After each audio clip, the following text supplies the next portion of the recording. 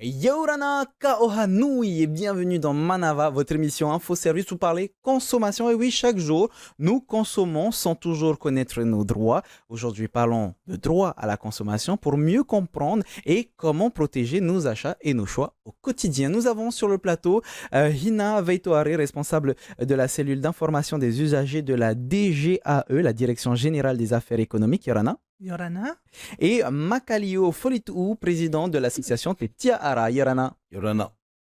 On va commencer déjà par connaître les différents acteurs qui sont sur le plateau, à savoir le rôle de la DGAE, Hina, quand on parle de consommation.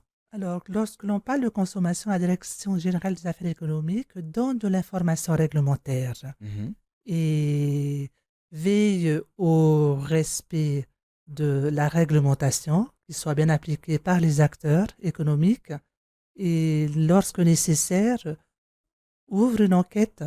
Mais ce volet, nous n'en sommes pas nous-mêmes informés de ce qu'il en est, puisqu'il est soumis à certaines règles de code pénal et Donc- donc de secret de l'enquête. Donc l'information, un outil pour consommer efficacement. Disons plutôt l'information pour mieux connaître ses droits Oui. et ainsi avoir un choix beaucoup plus avisé sur ses achats. Parfait. La Makalio, la consommation. même chose, un petit peu le rôle de Tetia Ara, Oui. s'il te plaît. À la différence, nous, on défend les consommateurs. Mhm. La DGAE protège les consommateurs. Et nous, on défend les consommateurs en les conseillant, les informant, les diriger vers les services compétents. Et après, c'est tout. Hein. Après, s'il y a autre chose que nous, on ne maîtrise pas, on saisit la DGAE parce que la DGAE travaille avec nous en partenariat. Donc quand on parle de droit à la consommation, c'est quoi finalement, Makalio? Bon, je vais quand même rappeler que la situation du consommateur vis-à-vis du professionnel, Mhm. il est en situation d'infériorité. Pourquoi? Parce que le professionnel, il a l'expérience, la connaissance. Il peut profiter de cette situation pour blackbouler le consommateur. Le consommateur. Façon de dire. Mais c'est là qu'il a été créé. C'est la raison pour laquelle on a créé le droit de la consommation. Mhm. C'était pour apporter un équilibre par rapport au droit civil. Dans les contrats se font d'égal à d'égal. Voilà. Hina, C'est ça la réalité. Quand vous aurez tout compris ça, c'est simple après pour la suite. Hein. C'est pour ça que le droit de la consommation a été créé pour apporter un équilibre par rapport au droit civil. Où les assurances, les contrats d'assurance se traitent d'égal à égal. Ça vient de là. Après, En même temps que ce principe dont tu viens de nous parler, Hina, il y a d'autres choses basiques que tout le monde devrait comprendre. En matière de droit de la consommation, Bien sûr. en fait, ce qu'il faut savoir, c'est qu'à la base, c'est un contrat passé entre un professionnel, un particulier ou deux particuliers. Mhm. Et chaque partie, en fait, c'est de s'accorder sur le prix et sur le bien qui va être fourni par un professionnel ou un particulier, plus un professionnel. Hein. Donc et dans cette perspective, il serait souhaitable que chaque partie soit bien au fait de cette transaction et accepte bien sans qu'il y ait aucun problème l'achat d'un produit, par exemple, les caractéristiques d'un produit que je souhaite acheter et que je serai prête à payer à un certain prix. Mhm. Donc la transparence du prix, ça c'est une La obligation. loyauté, la transparence du prix et puis du produit aussi qui soit fourni. Est-ce qu'il y a d'autres obligations pour un commerçant, par exemple? Alors, il y a toute une série d'obligations qui sont. Alors, c'est d'abord le prix du produit qui doit être affiché, qui doit être ici. Il y a tout un certain nombre de règles, Mhm. d'obligations qui sont à suivre pour chaque partie. Et ce qui importe, c'est que aussi bien le professionnel sache à quoi s'attendre que le particulier sache ce qu'il a à, comment dire, lui-même qu'il sache d'abord ce qu'il souhaite avoir comme produit. Mhm. C'est un peu vaste. En fait, c'est aussi une culture qui serait souhaitable, qui est déjà en place. Hein. Le consommateur doit savoir exactement ce qu'il veut, Mhm. parce que parfois ce n'est pas évident, et qu'il prenne le temps de comparer auprès de différents commerces de la place Ce qu'on Les ne fait pas prix, toujours d'ailleurs. absolument pas toujours. Ouais. C'est souvent ce que l'on constate, effectivement.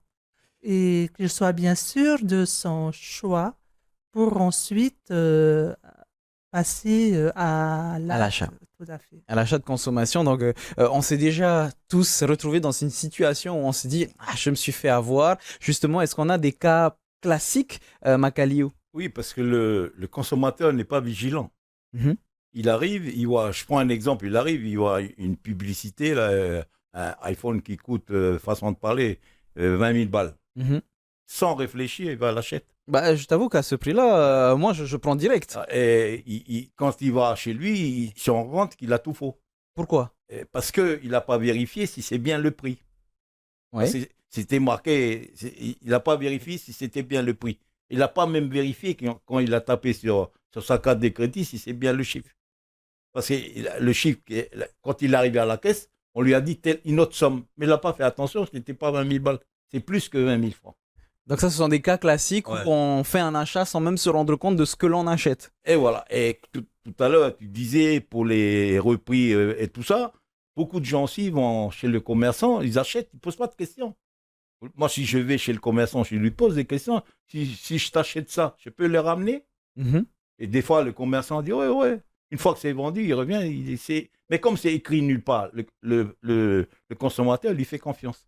Et une fois que le produit est acheté, il revient pour dire, je peux changer. Non, j'ai dit ça, moi. Mhm. Jamais dit ça. Bah après, je peux comprendre, on a un peu peur parfois de demander, d'être un peu le client, excusez-moi du terme, mais un peu le client chiant. Mais on a le droit de demander? Alors là, j'invite les consommateurs à ne pas avoir peur. C'est leur droit. Moi, si j'achète quelque chose, j'ai le droit de savoir sur quoi j'achète. Mhm. Mais si nous, on n'est pas vigilants, qui va l'être à notre place? Exactement, c'est pour ça que... Parce que ils achètent et puis les questions, elles vont venir poser à moi. Mhm. Ouais, parce que je reçois énormément, mais c'est tous les jours comme ça. Hein.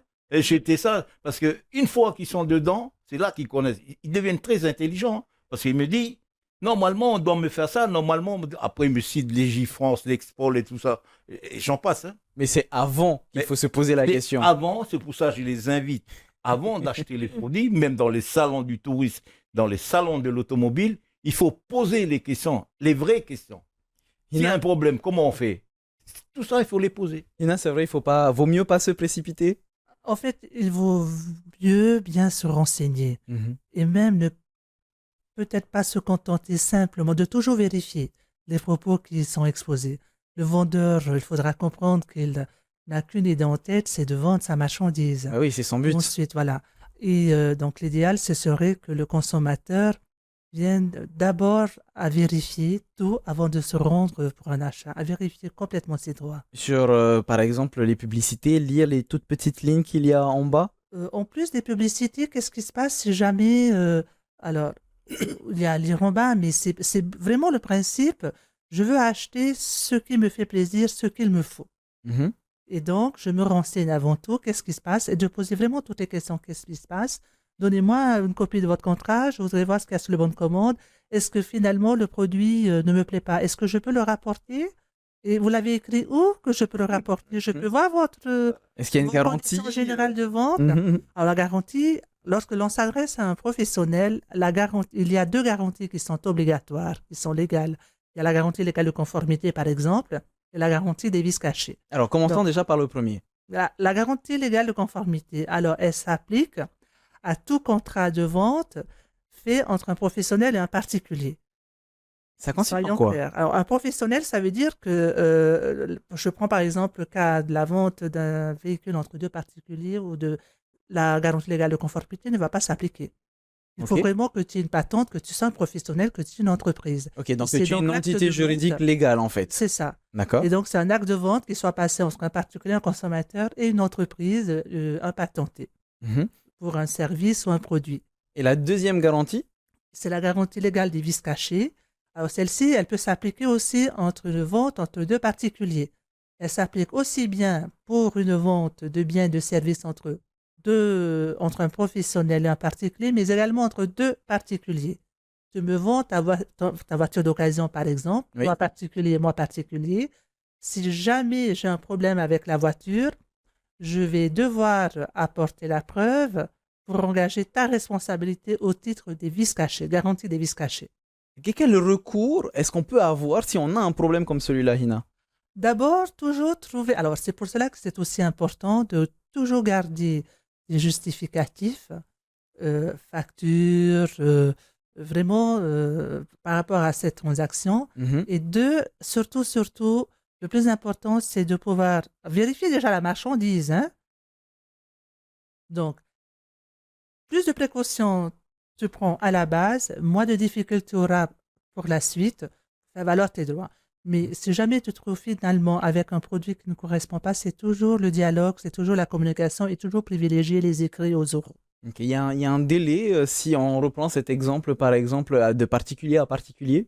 Alors, pour particulier à particulier, c'est toujours la discussion qu'il convient d'avoir. Toujours de toujours tout mettre par écrit, de toujours correspondre par courrier électronique autant que se peut. De particulier à particulier. Hein. Et puis de surtout savoir où habite l'autre particulier parce que bien souvent, alors ce qui se passe souvent, c'est qu'ils se mettent en contact via les réseaux sociaux. Oui. Et ensuite, quand la vente est faite, il n'y a plus que, on va dire, plus que ces discussions par... Parfois le pseudo à peine de la personne sur Internet et c'est tout, pas l'identité réelle. Pas d'identité réelle. Aussi d'identité réelle, il y aura. Souvent, on ne prend pas le réflexe non plus de demander la pièce d'identité, ton courrier électronique, où est-ce que tu habites. Parce que si l'on veut poursuivre, si l'on veut faire valoir quand même ses droits, si l'on veut se plaindre de quoi que ce soit, bien souvent, on ne sait pas où il habite. Macalio, dans cet exemple-là, bon, je n'ai que son téléphone, son adresse mail ou son contact sur les réseaux sociaux. Quel recours j'ai si, par exemple, il me bloque de partout, il ne me répond pas? Mais il faut qu'il cherche son adresse géographique. Hein. Donc, c'est vraiment la base. C'est parce que souvent, il y a des gens qui achètent, ils prennent la boîte postale, le mail, le téléphone, sauf l'adresse géographique. Après, il disparaît dans la nature. Et si tu veux la signer devant un tribunal, comment il va faire? Il est obligé de chercher l'adresse, il ne va jamais le trouver. Si on prend, non pas des véhicules d'occasion, mais on prend un véhicule que l'on achète chez un concessionnaire, vis caché ou pas, hein, peut-être que la personne ne savait pas, j'ai les mêmes recours avec un concessionnaire? Normalement, oui. Les véhicules d'occasion, parce qu'il y a des gens qui font des deals entre eux, hein. Mais souvent, par mesure de précaution, je préfère m'adresser à la DGAE. Ah bah, on se tourne vers toi, Hina. Alors, il y a sur le site internet de la DGAE des fiches d'information qui sont consultables par tout consommateur. Et il y a une fiche justement sur les garanties, afin que le consommateur sache ses droits et ses obligations. Donc, pour les vices cachés, par exemple, il faut savoir qu'il serait souhaitable de s'appuyer sur une expertise faite par un expert judiciaire. Mais là, pour faire valoir tes droits. Alors, pour ceux et celles qui sont devant leur télé, qui reconnaissent une situation qu'ils ont vécue il n'y a pas longtemps un peu similaire, je vous invite à aller sur service-public.pf/DGAE, on le répétera vers la fin de l'émission, ou pour tetiaara.blogspot.com pour pouvoir vous renseigner. Et que faire si, par exemple, Macalio, on sait, on le voit que le commerçant qui est en face de nous, particulier ou entreprise, essaye justement de nous douiller un petit peu. Qu'est-ce qu'on peut faire à ce moment-là? C'est là déjà eux qui intervient. Moi, à chaque fois, quand quelqu'un a un litige, je vois que le problème ne va pas, je conseille le monsieur d'adresser à la DGAE. Souvent, ceux qui connaissent la Tetiala, ils adressent à la DGAE et copient à Tetiala, et vice-versa. Ils s'adressent à Tetiala avec copie pour la DGAE. Et les deux, parallèlement, on le traite, puis souvent, on les donne des réponses. Ce que je veux dire, c'est que la solution, ce n'est pas forcément d'aller jusqu'au bout de la situation problématique. La solution la plus viable pour tous, c'est l'arrangement. D'abord à l'amiable. Il faut trouver l'arrangement à l'amiable. Ça ne sert à rien de dire « Ah, il a tort, moi, je vais lui faire payer tout ça. » Oui, mais faire payer quoi s'il refuse de te payer? Si c'est que 20 000 francs, tu vas prendre un avocat à 200 000 pour aller chercher 20 000? Je pense pas. On voit dans ces situations-là, par exemple, Macalio, toujours des gens qui sont mécontents et sur les réseaux sociaux, ça fait des coups de gueule contre une telle entreprise ou une telle personne. C'est pas une solution non plus, je suppose. Ce n'est pas une solution. Moi, je conseille toujours le dialogue. Oui, vous avez des gens qui m'appellent, qui disent hey, moi, je suis allé à mon épicerie, là, il y a mon chèque là, qui est marqué. Mais je vais déposer plainte. Il n'a pas le droit de faire ça. Effectivement, je lui dis, effectivement, tu as le droit. Mais comment lui, il va faire pour aller chercher son pognon? Après, Ah ouais, j'ai pas réfléchi. Après, j'ai dit, t'es croyant? Oui. Alors, le bon Dieu, dans tout ça, il va où? Donc, Et 15 jours après, il m'appelle, oui, j'étais payé et récupéré mon chèque. Il donc, m'appelle, il m'a dit, j'étais récupéré mon chèque et m'excuser auprès du commerçant et rembourser. faire les choses à l'amiable. Ils sont toujours à l'amiable. Si on continue, par exemple, est-ce que si on prend les soldes, Hina, est-ce que c'est réglementé en Polynésie Oui, les française? soldes sont réglementés. Dans quel sens? Alors, il y a donc 2 périodes déjà dans l'année et c'est en fait la CCSM qui propose ces 2 périodes pour organiser ces soldes. Mhm. Ensuite, le commerçant, c'est exactement ce qu'il a à faire pendant ces périodes, c'est vraiment barrer le prix et proposer le nouveau prix qui va être vendu aux consommateurs. Alors, il y a un mythe qu'on voit beaucoup sur les réseaux, hein. Je prends un article à 10 000 francs. Eh ben, apparemment, certaines entreprises augmenteraient le prix à 15 000 francs pour finalement le barrer et le remettre à 10 000 francs. Est-ce que c'est quelque chose que vous avez déjà vu? Alors, c'est un volet qui relève de mes collègues, en fait, hein, la cellule de contrôle qui se charge de vérifier tous ces éléments. Mhm. Nous, vraiment, là, c'est la partie information des usagers. C'est vraiment le message qui est apporté aux consommateurs. C'est d'abord vraiment être bien éclairé sur ses droits et obligations avant d'effectuer tous ces achats. C'est vraiment important. En solde ou pas? Par exemple, en solde ou pas en solde. Par exemple, la garantie légale de conformité, elle va s'appliquer aussi bien à des articles en solde ou pas en solde. Mhm. Donc, lorsque le commerçant va répondre pour dire ah non, mais ce produit était en solde, donc la garantie ne s'applique pas, là, c'est très faux. D'accord, donc Donc, toujours se et c'est là, renseigner en amont. oui, et vraiment bien connaître ses droits avant tout acte, toute décision. On revient sur ces soldes, je suis devant un produit en solde, Macalio, ni repris, ni échangé. Est-ce que c'est légal ça? Demander. Alors, la deuxième Hina, oui. information à savoir, c'est surtout que le consommateur soit informé. Mhm. Oui, il peut tout à fait écrire ni repris ni échanger. Le commerçant est complètement dans son droit. Par contre, le produit que finalement j'achète ne fonctionne pas, ça, le commerçant, il doit marquer quelque part sur sa facture que je peux venir et me faire réparer l'appareil que j'ai acheté chez vous, monsieur. Mhm. Mais il est en solde. Je dis, non, non, vous devez le réparer parce qu'il ne fonctionnait pas. Parce que l'objectif non plus n'est pas d'acheter un bien qui ne marche pas.